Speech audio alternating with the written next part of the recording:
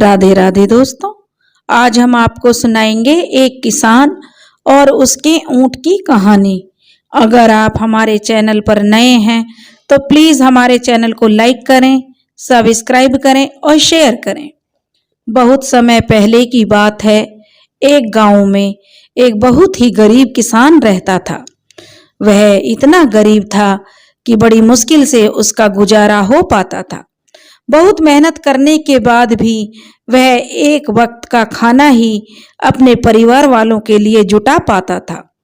उस किसान के पास एक ऊंट और ऊंटनी थी जो हमेशा उसका साथ देते थे, जिनसे वह लोगों के खेतों में हल चलाकर और कुछ काम करके अपना गुजारा करता था। लेकिन एक बार ऊंट बीमार हो गया और बीमारी की वजह से ऊंट मर गया। ऊंटनी भी गर्भवती थी, तो अब तो वह किसान बहुत दुखी हो गया। कुछ तो उसे ऊंट के मर जाने का बहुत गम था और कुछ अपने परिवार का बहुत दुख था कि अब वह कैसे करके उनके लिए खाने का इंतजाम करे। लेकिन उसने हिम्मत नहीं हारी और वो अब अपने खेत में, जो कि कई वर्षों से बंजर पड़ा हुआ था, उसमें कुछ नहीं उगता था। उसने अपने खेत को ऊंटनी की मदद से जोतने की कोशिश की। उसने ऊंटनी की मदद से उस खेत को जोत लिया और उसने बहुत मेहनत की, तो उसकी फसल भी उसमें अच्छी उगी। लेकिन कड़ी मेहनत से उस ऊंटनी की तबीयत खराब हो गई, क्योंकि एक तो वह गर्भवती थी और ऊपर से ज्यादा मेहनत करने से वह ऊंटनी बीमार हो गई। अब किसान को लगा कि अब ऊंटनी बीमार रहने लगी है, तो उसे इस चीज का बड़ा दुख होता कि उसने ऊंटनी से बहुत ज्यादा मेहनत करी है।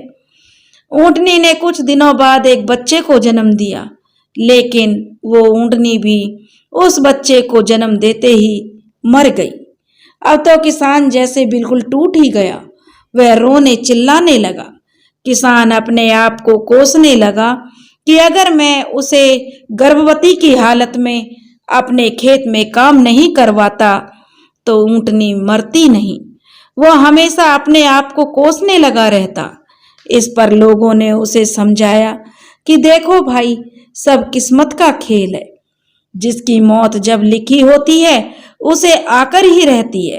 तो फिर किसान ने अब कसम खा ली कि उस बच्चे को वह अपने बच्चे की तरह पालेगा, क्योंकि ऊंटनी तो है नहीं और बिन माँ बाप का बच्चा है। वह उसे अपने बेटे की तरह पाल पोस कर बड़ा करेगा।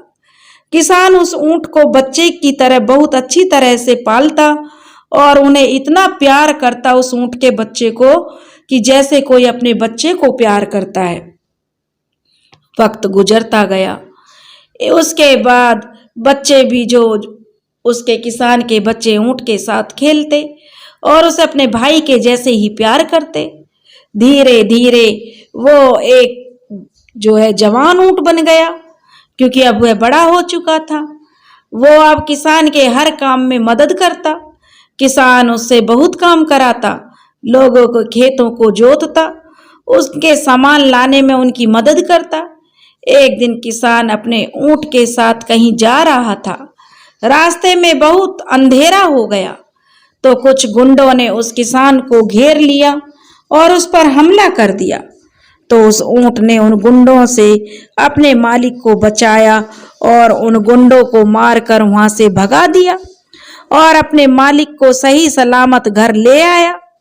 इससे मालिक को अब उस ऊंट से और भी ज्यादा प्यार हो गया। अब तो वो उसका पूरा ख्याल रखता।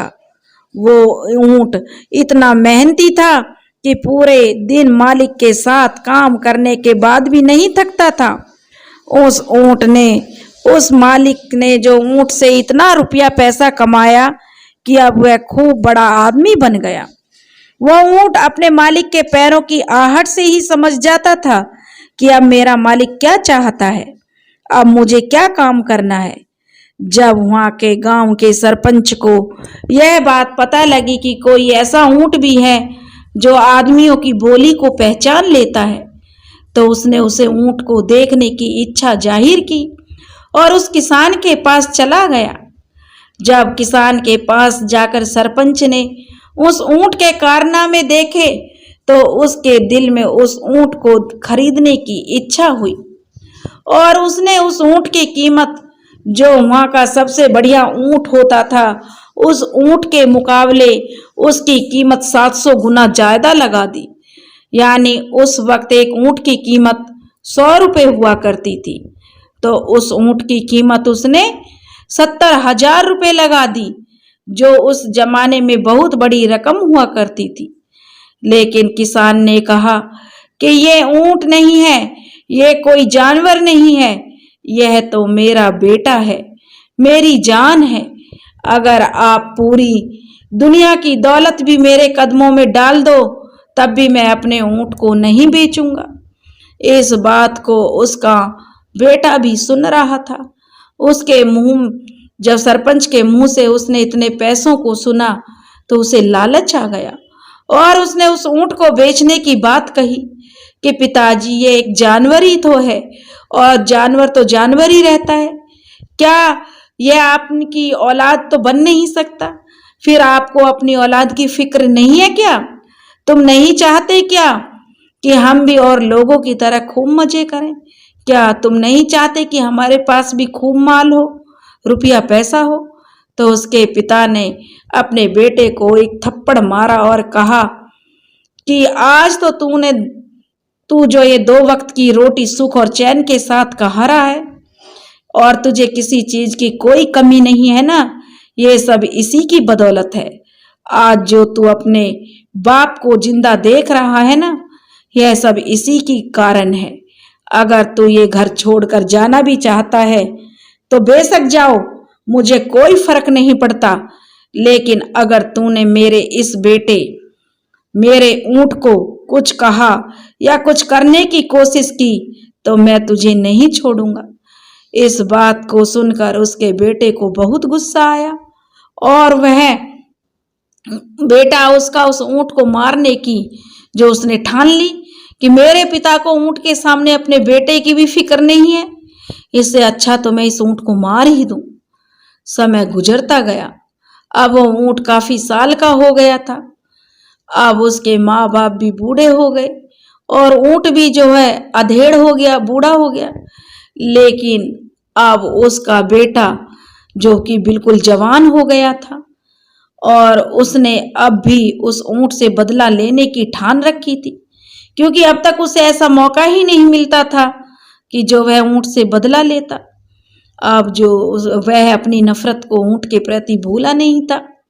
उसका पिता उस ऊंट से अब बहुत कम काम लेता था, क्योंकि अब वह कमजोर सा हो गया था।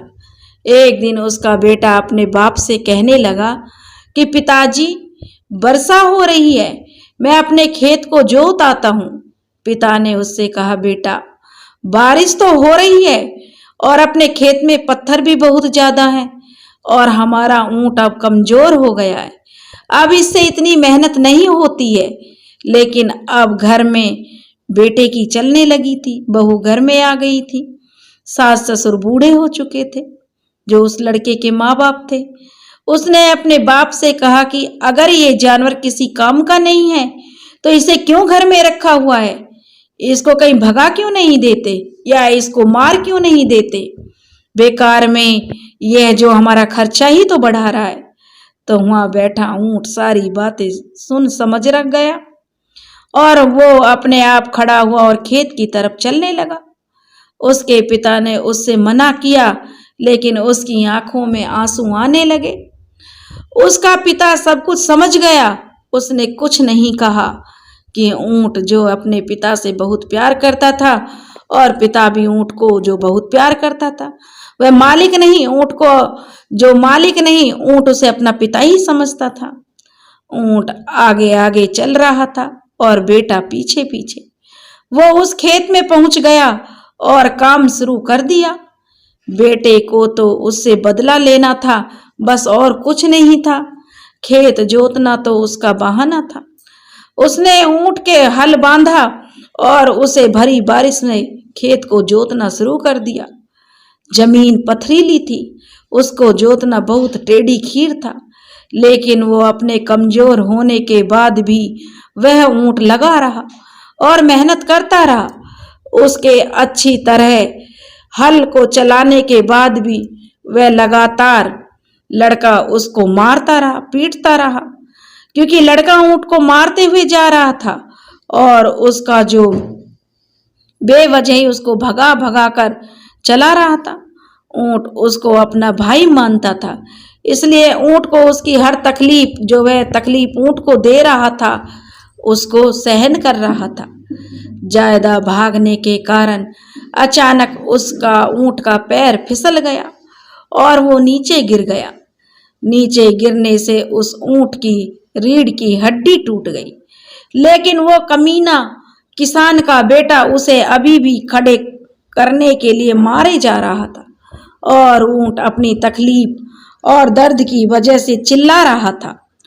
ऊंट के चिल्लाने और दहाड़ने की आवाज सुनकर जब किसान ने सुना कि ऊंट बहुत जोर से चिल्ला रहा है और दहाड़ रहा है, तो किसान दौड़ा दौड़ा खेत की तरफ आया और वहां का सारा मंजर देखकर उसने अपने बड़े बेटे को जोर से धक्का दिया और वहां से उसे हटा दिया। किसान ने जब देखा कि ऊंट की रीढ़ की हड्डी टूट गई है, तो उसने अपने बेटे को गालियां बकना शुरू कर दिया और उसको बहुत बुरा भला कहना शुरू कर दिया। किसान अपने ऊंट को इस हालत में देखकर फूट फूट कर रोने लगा और कहने लगा, बेटा उसे वहीं छोड़कर आ गया। जो बेटा था उसका, वह अपने बाप और ऊंट को वहीं छोड़कर आ गया। उसके पिता ने जैसे तैसे करके ऊंट को खड़ा किया और उसे घर ले आया। किसान उसका ख्याल बहुत रखता था, लेकिन उसकी कमर टूट जाने के कारण अब वह बहुत लाचार हो गया था, कहीं भी चल फिर नहीं सकता था और वो कभी कभी तेज दर्द होने के कारण दहाड़ मारकर रोने भी लग जाता था। किसान भी उसके साथ रोने लग जाता। उससे ऊंट का दर्द देखा नहीं जाता था, लेकिन उसका बेटा उससे परेशान हो गया।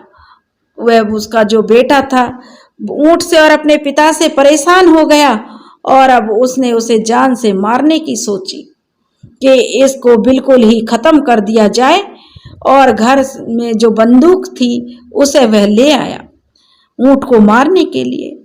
अब वो उस पर निशाना साध ही रहा था कि उसके पिता को पता चल गया। वो उस बंदूक के सामने आकर खड़ा हो गया और कहने लगा कि अगर तू इसे मारना चाहता है तो पहले हमें मार दे, क्योंकि मैंने अपने बेटे को अपनी आंखों के आगे मरते हुए नहीं देख सकता।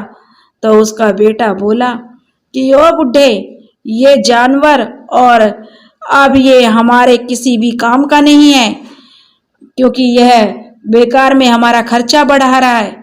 हमारे किसी काम का होता तो मैं इसे रखता भी, लेकिन अभी हमारे काम का नहीं है और यह रात को भी इसने हमारी नींद हराम कर रखी है।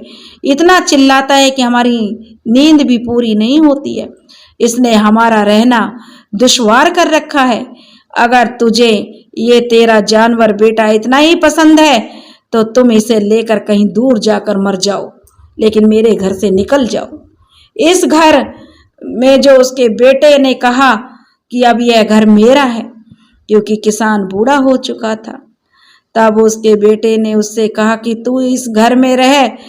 किसान ने अपने बेटे से कहा कि तू इस घर में रह ले, मैं और तेरी माँ और मेरा लाचार बेटा हम कहीं दूर चले जाएंगे, तू रह यहाँ रह ले।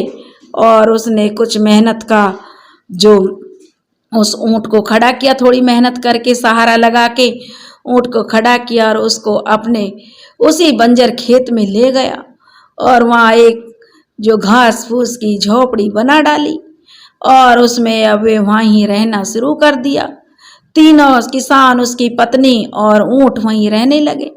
कुछ दिनों के बाद ये सारी कहानी का पता वहाँ के सरपंच को चल गया कि जो वह ऊंट इतना भाग्यशाली ऊंट था, जो अपने मालिक के प्रति इतना वफादार था, आज वह ऊंट जो बहुत बीमार है।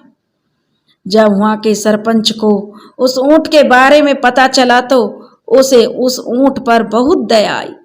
उसने उसके मालिक के पास आया और उसको कुछ पैसे दिए और जानवरों का जो अच्छा सा डॉक्टर था उसको शहर से बुलवाया। उस डॉक्टर ने उस ऊंट के इलाज करना शुरू कर दिया। उस सरपंच ने हर तरह से उस किसान और ऊंट की मदद की। इससे अब वो ऊंट जल्दी ही ठीक हो गया और बिल्कुल पहले जैसा हो गया। अब किसान ने सरपंच को बहुत धन्यवाद कहा और फिर से मेहनत शुरू कर दी, लेकिन वो उससे ज्यादा काम नहीं लेता था, बस इतना कमाता कि जिससे उसका घर का खर्च चल जाए। लेकिन ऊंट बड़ा ही समझदार और होशियार था। वो इंसानों की हर बात को समझता था, तो लोग उसे देखने आते और उससे किसी काम को कहते तो वह फट कर देता। इससे खुश होकर लोग उसके मालिक को इनाम भी देते। अब किसान के पास उसके इनाम से बहुत धन जुड़ गया। इसके लिए उसने अब अपने ऊंट से मेहनत करने का काम बंद कर दिया, क्योंकि अब तो उसके कारनामों से ही बिना मेहनत के पैसा कमाने लगा। अब रही बात उसके बेटे की, जिसने अपने माता पिता और उस ऊंट को घर से निकाल दिया था। जब गांव के लोगों को पता लगा कि इसने अपने माता पिता और ऊंट को बुरी तरह मारा और अपने बाप को यहाँ से भगा दिया, तो गांव वाले अब उससे अपने पास नहीं बैठने देते थे। वो जिसके भी पास किसी काम की तलाश में जाता, सब लोग उसे भगा देते।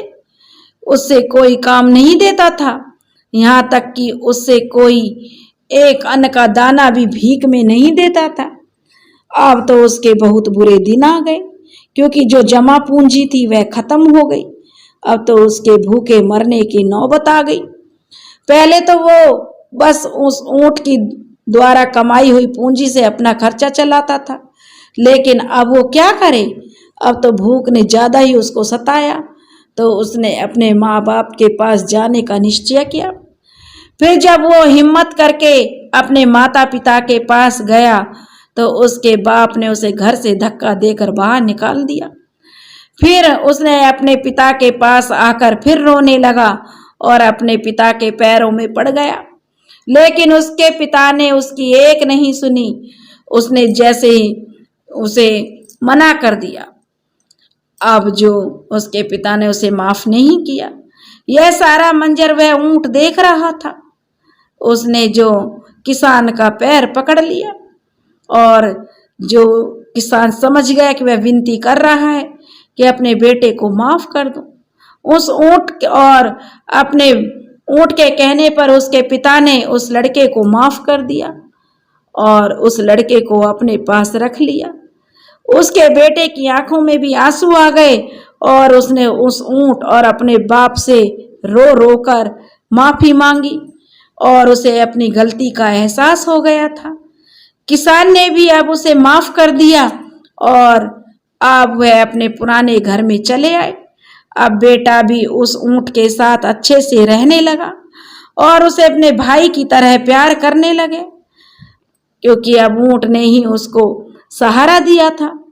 दोस्तों, इस कहानी से सीख मिलती है कि क्या आप बता सकते हैं कि जो जानवर होते हैं वो अपने मालिक के साथ कभी गद्दारी नहीं करते। वे अपने मालिक के साथ हमेशा वफा करते हैं, चाहे मालिक उसे भूल जाए। लेकिन जो जानवर होते हैं मरते दम तक अपने मालिक का साथ देते हैं। ऐसे ही ऊंट ने अपने मालिक का बहुत साथ दिया। मालिक भी बहुत अच्छा था, उसने ऊंट को बहुत प्यार किया और अपने बेटे की तरह सम्मान दिया। अब सारा परिवार मिलजुल कर बड़े प्रेम से रहने लगा। ऊंट भी खुश था और उसका मालिक भी खुश था और लोगों की भीड़ उनके घर पर ऊंट को देखने के लिए लगने लगी। अब उनके जीवन में आनंद ही आनंद था। दोस्तों, अगर आपको हमारी कहानी पसंद आई हो तो प्लीज़ हमारे चैनल को लाइक करें, सब्सक्राइब करें और शेयर करें। राधे राधे।